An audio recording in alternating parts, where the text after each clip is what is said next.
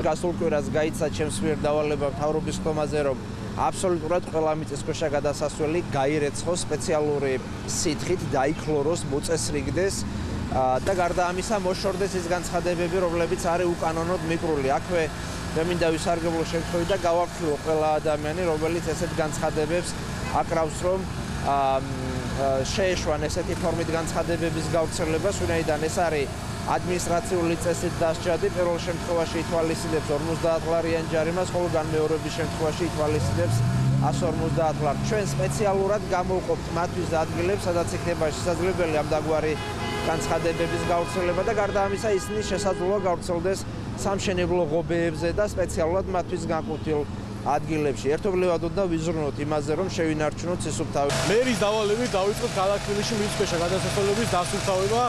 ესე ვთქვათ, კაპიტალური მორიცხვა, ფულებით და შესაბამისი ხსნარით. ასევე დავიწყეთ კედელზე გაკრული პლაკატების და ფლეერების მოხსნითი სამუშაოები და მიმდინარე აქცია გაგრძელდება ყველა მიწისქვეშა გადასასვლელში.